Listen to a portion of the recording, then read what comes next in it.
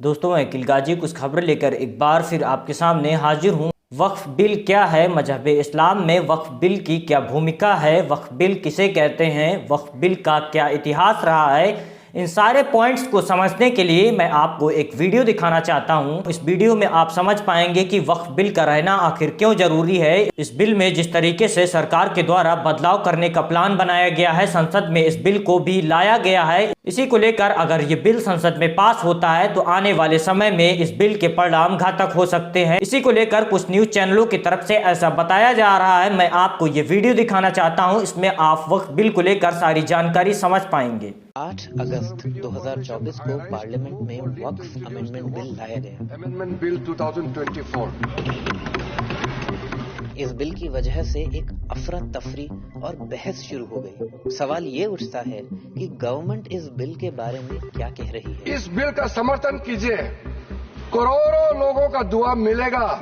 इतिहास में दर्ज होगा कि ये बिल को कौन कौन समर्थन किया है और किसने विरोध किया है। इस बिल को आना चाहिए, पारदर्शिता आनी चाहिए। हक छीनना तो बात छोड़ दीजिए, जिनको हक नहीं मिला है उनको हक देने के लिए ये बिल लाया गया है।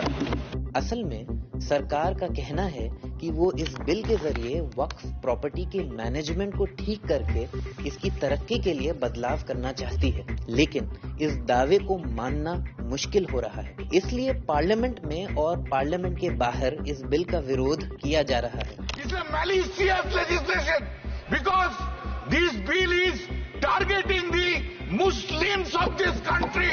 Is a violation of the fundamental right enshrined in our constitution.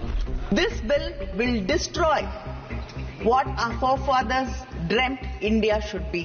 ये जो आप बिल ला रहे हैं, आप देश को बांटने का काम कर रहे हैं, जोड़ने का काम नहीं कर रहे हैं। जहां एक तरफ इस बिल का कई मुस्लिम तंजीमें, सिविल सोसाइटी, इंटेलेक्चुअल्स और इस्लामिक स्कॉलर्स तनकीद कर रहे हैं, वहीं कुछ ऐसे भी मुसलमान हैं जो इस बिल में बदलाव लाने की हिमायत कर रहे हैं। हालांकि ऐसे लोग बहुत कम हैं, इस तरह ये मामला और भी पेचीदा हो जाता है। कुल मिलाकर बात यह है कि इस बिल पर हर तरफ से बहस शुरू हो गई है। अब आम आदमी के जहन में अक्सर सवाल ये उठता है कि आखिर वक्फ का मतलब क्या है और वक्फ का आइडिया आया कहां से। हम आज इस वीडियो के जरिए इन्हीं सवालों के जवाब तलाशने की कोशिश करेंगे।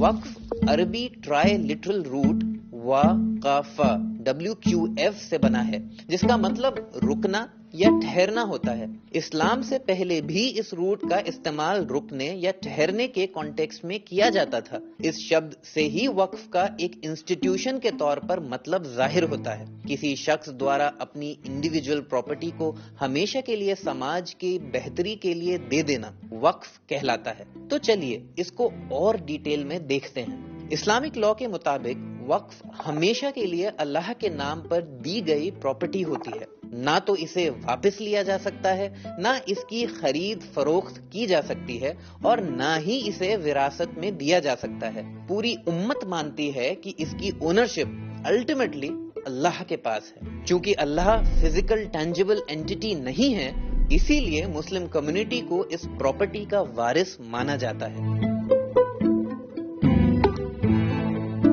जो शख्स अपनी प्रॉपर्टी वक्फ करता है उसे वाकिफ कहा जाता है। वक्फ या तो मुंह से बोलकर या रिटन में किया जा सकता है।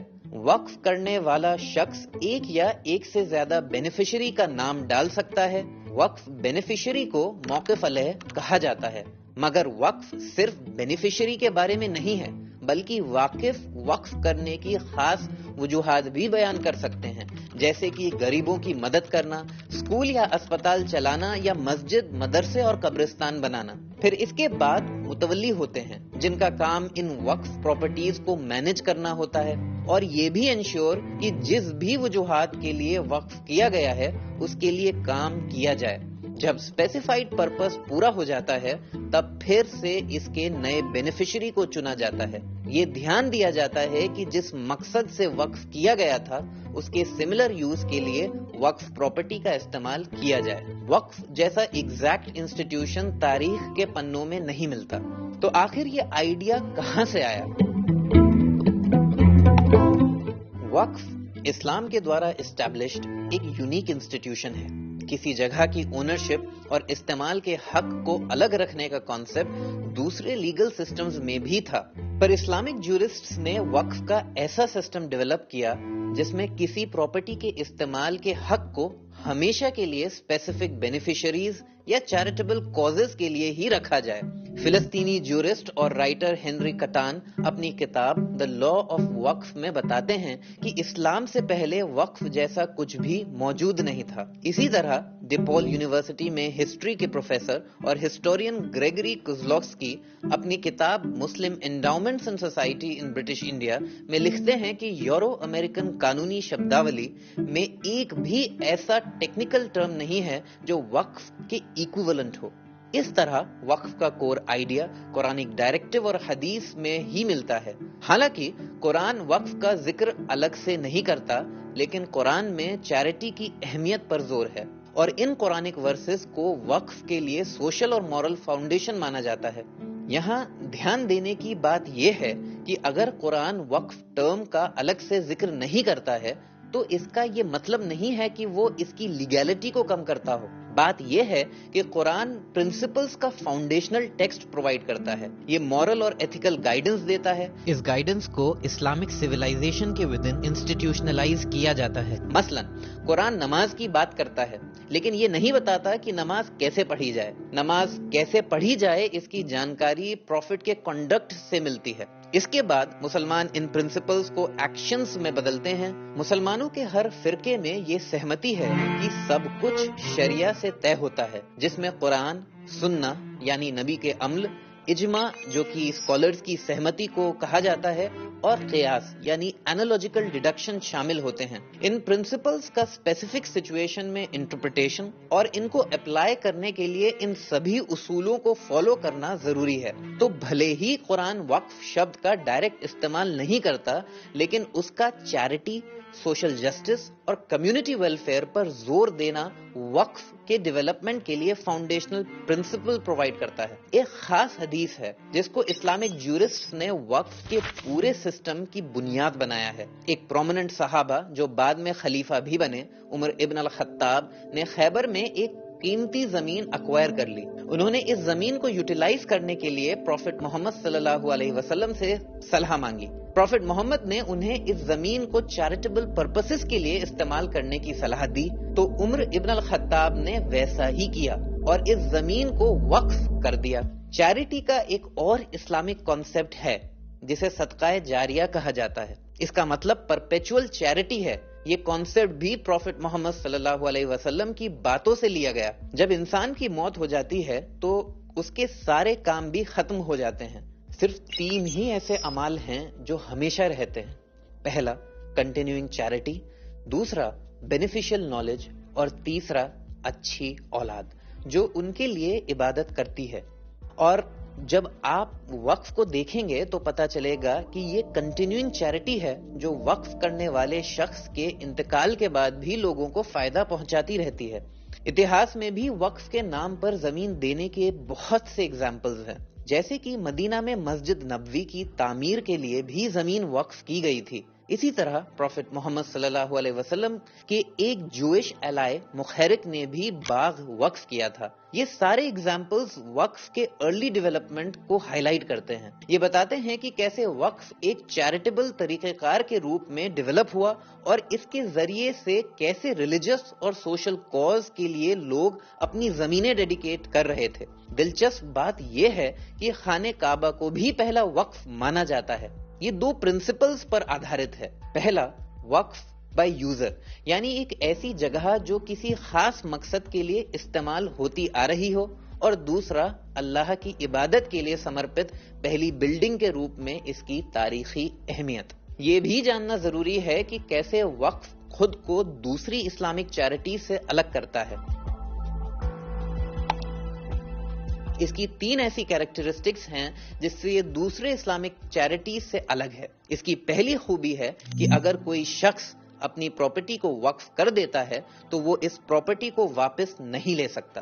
اس پراپرٹی پر واقف کا مالکانہ حق ختم ہو جاتا ہے. اب اس پراپرٹی کا مالک اللہ ہو جاتا ہے. وقف کی دوسری خوبی یہ ہے کہ جس مقصد سے وقف کیا گیا تھا اسی مقصد کے لیے اس کا استعمال کیا جا سکتا ہے اور کسی دوسرے کے نام پر اسے ٹرانسفر نہیں کیا جا سکتا.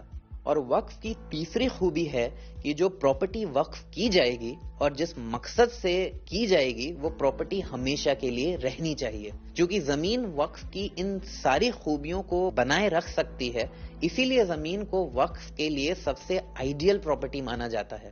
زمین وقف کی تیسری خوبی کو بھی بنائے رکھتی ہے کیونکہ زمین قیامت تک رہنے والی پراپرٹی ہے. یہ بھی دھیان دینے والی بات ہے کہ صرف زمین ہی ایسی چیز نہیں ہے جس کا وقف کیا جا سکتا ہے.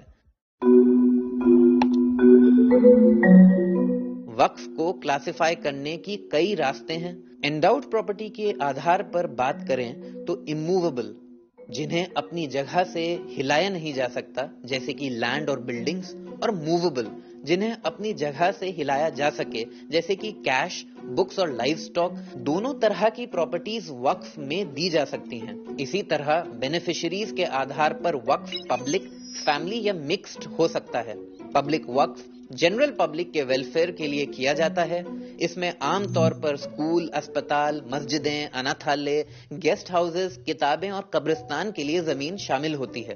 فیملی وقف کسی فیملی یا انڈیویجول کے ویلفیئر کے لیے بنایا گیا ہے جس میں جنرلی وقف کرنے والے واقف کے وارث اور رشتہ دار شامل ہوتے ہیں. اور مکسڈ وقف میں فیملی اور پبلک وقف دونوں کے ایلیمنٹس ہوتے ہیں. اس میں وقف پراپرٹی کا کچھ حصہ پبلک کو اور دوسرا حصہ فیملی کو دیا جاتا ہے. اس کے علاوہ وقف کو 2 حصوں میں کلاسیفائی کیا جا سکتا ہے. پہلا ڈائریکٹ وقف اور دوسرا انڈائریکٹ وقف.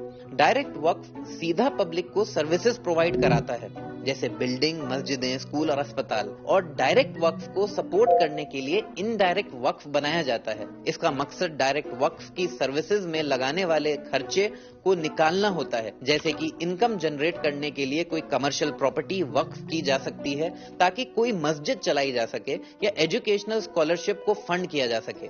ابھی وقف کا جو فریم ورک ہے یہ وقت کے ساتھ ڈیولپ ہوا ہے. یہ ایک جیتی جاگتی مثال ہے جو سرحدوں اور صدیوں کو پار کر چکی ہے، جو اسلامک سویلائزیشن میں اہم کردار نبھا رہی ہے. It's a never-ending circle that's continued through the centuries.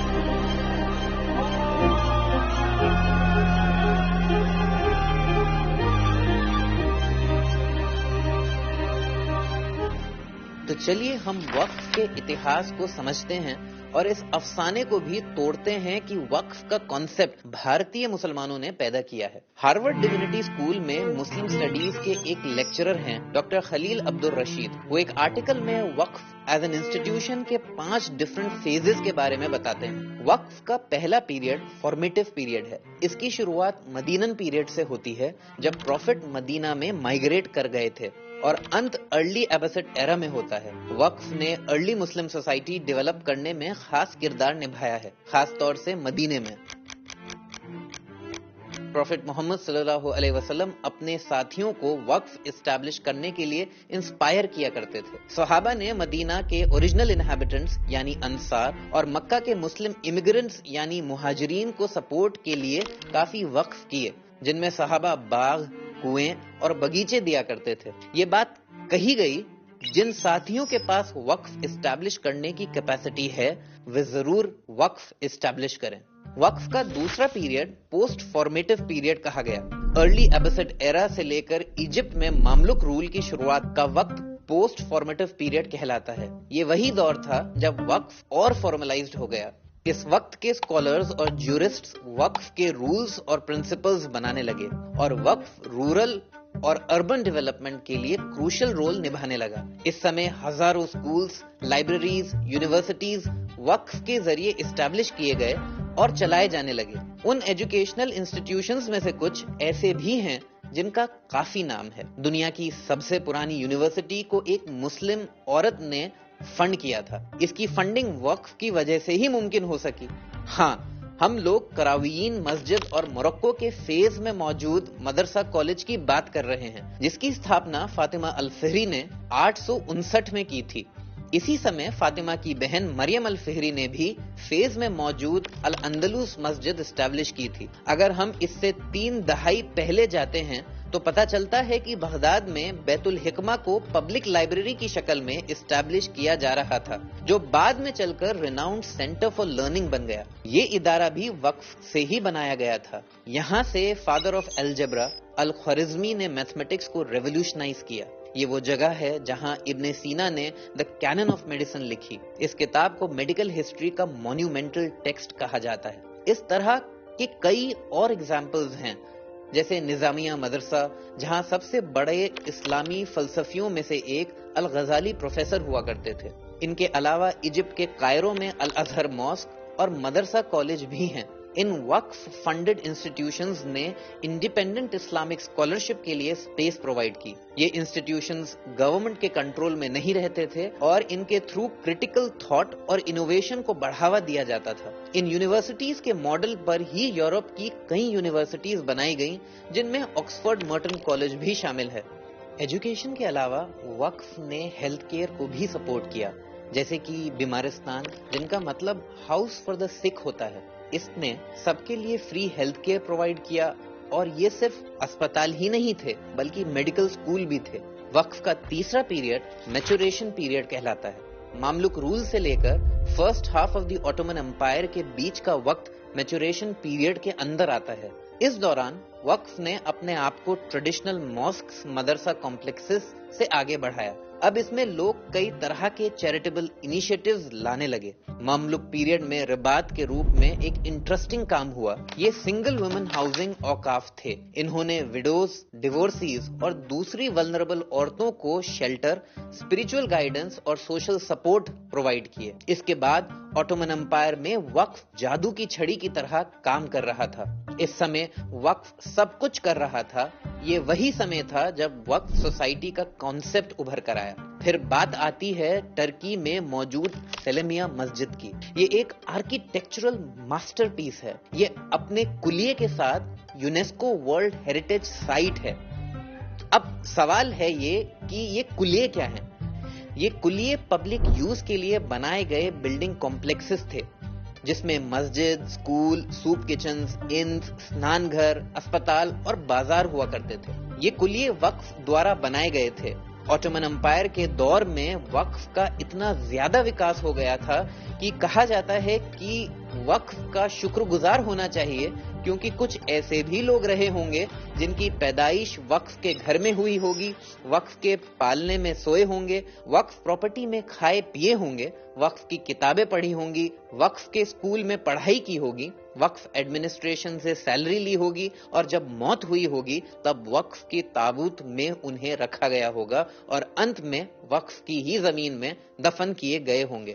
وقف کا چوتھا پیریڈ ٹرانسفارمیٹو پیریڈ ہے، جو موٹے طور پر آٹومن امپائر کے دور کے دوسرے حصے میں مانا جاتا ہے. یعنی یہ 16ویں سینچری سے لے کر 19ویں سینچری تک کا پیریڈ تھا. جیسا کہ نام سے پتہ چلتا ہے کہ اس پیریڈ میں وقف میں 2 سگنیفیکنٹ ٹرانسفارمیشن ہوئے تھے. پہلا بدلاؤ تھا کہ وقف میں نان مسلمز کا انوالومنٹ بڑھ رہا تھا. جوز اور کرسچنز جو اسلامک رول میں رہ رہے تھے، انہیں بھی اپنا وقف انڈاؤمنٹ بنانے کی اجازت تھی. یہ مسلم دیشوں جیسے موروکو، جیروسلم، لبنان، بلکان، استنبول اور قائرو میں عام بات تھی. یہ وقف کے انکلوسیو نیچر کو دکھاتا ہے. یہ کامن پریکٹس دکھاتی ہے کہ وقف میں ریلیجیس باؤنڈریز پار کرنے کی ایبلٹی ہے. اس دور میں وقف سے ریلیٹڈ جو دوسرا بدلاؤ ہو رہا تھا وہ تھا کیش وقف کا عروج. اس سے پہلے یہ آٹومن امپائر کے اناٹولین حصے میں عام تھا. اس کا آخری دور ڈیٹیریوریشن پیریڈ کہلاتا ہے. جیسا ڈاکٹر خالد بتاتے ہیں کہ middle of the 19th century سے لے کر ورلڈ وار 1 تک آٹومن امپائر اور جنرلی مسلم ورلڈ میں اوقاف میں بھاری کمی دیکھنے کو ملتی ہے. اس کا مین ریزن کولونیل پاورز کا ڈائریکٹ انوالومنٹ تھا. کولونیل پاورز جیسے کہ برٹش، فرینچ اور ڈچ نے وقف پراپرٹیز اور زمین پر اپنا کنٹرول کر کے وقف کے اوریجنل پرپس کو اگنور کر دیا. وقف کے ڈکلائن ہونے کا دوسرا کارن اس کو نیشنلائز کرنا تھا. वक्फ के साथ वक्फ इंस्टीट्यूशन बैंकरप्ट हो गई और पोस्ट कॉलोनियल गवर्नमेंट्स भी वक्फ द्वारा फराहम की जाने वाली सोशल सर्विसेज को दोहरा नहीं पाई। भले ही वक्फ की हिस्टोरिकल लेगेसी डिक्लाइन कर गई हो, लेकिन अभी भी ये खत्म नहीं हुआ है। आज भी इजिप्ट की अल अजहर जैसी यूनिवर्सिटीज एंडाउमेंट्स की मदद से चल रही हैं। आज भी ग्लोबल लीडर्स को एजुकेट कर रही हैं। दुनिया भर में ऐसे कई एग्जाम्पल्स हैं जो आज भी वक्फ के इम्पोर्टेंस को हाईलाइट करते हैं। जैसे कि आप टर्की में देख लीजिए, यहाँ आज भी वक्फ का administration the general directorate of foundations संभालता है, जो वजीफे देता है, जरूरतमंदों की मदद करता है और इनके अलावा यूनिवर्सिटीज और हॉस्पिटल्स चलाता है। मलेशिया और इंडोनेशिया में भी वक्फ का इस्तेमाल हायर एजुकेशन में सपोर्ट करने के लिए किया जाता है। भारत में भी कई ऐसे छोटे बड़े इंस्टीट्यूशंस हैं जो वक्फ प्रॉपर्टी से चलाए जाते हैं, जिनमें मस्जिद, दरगाह, खानकाह, मकबरा, अशूर खाना, कब्रिस्तान, ईदगाह और इमाम बाड़े शामिल हैं। इस तरह वक्फ की कहानी अच्छाइयों से भरी हुई है। चाहे गरीबों की मदद करना हो, लोगों को एजुकेट करना या सिविलाइजेशन बिल्ड करना, वक्फ हर जगह मददगार साबित हुआ है। अब जब वक्फ को लेकर बहस शुरू हो ही गई है, तो जरूरी है कि सबसे पहले वक्फ के यूनिवर्सल सिग्निफिकेंस को माना जाए। वक्फ सिर्फ एक लोकलाइज्ड या पॉलिटिसाइज्ड कॉन्सेप्ट नहीं है, बल्कि ये एक ग्लोबल इस्लामिक लेगेसी है जिसने वक्त, ज्योग्राफी और पॉलिटिकल बाउंड्रीज को पार किया है। सवाल ये नहीं है कि वक्फ एग्जिस्ट करना चाहिए या नहीं, बल्कि सवाल ये है कि हम ऐसा क्या करें जिससे वक्फ आज की दुनिया में सस्टेनेबल डेवलपमेंट का मॉडल बन जाए। अपनी आने वाली वीडियोस में हम बात करेंगे कि आज के दौर में भी हमारी जिंदगी में वक्फ की कंटिन्यूड लेगेसी कैसे काम करती है। ये भी जानेंगे कि मॉडर्न इंडिया में इंस्टीट्यूशन ऑफ वक्फ मैनेजमेंट कैसे डेवलप हुआ और कैसे मुस्लिम कम्युनिटी की कलेक्टिव प्रॉपर्टीज पर पहले अंग्रेजों ने कब्जा किया और अब आजाद हिंदुस्तान में सरकार, उसकी एजेंसीज, कॉरपोरेट्स और लोग कब्जा कर रहे हैं। और हम देखेंगे कि कैसे वक्फ अमेंडमेंट बिल इसकी लेगेसी को खत्म कर देगी। आगे ये भी हो सकता है कि मस्जिदें, मदरसे, स्कूल, अस्पताल, यतीम खाने और भी वक्फ की जाने वाली चीजें घटने लगें।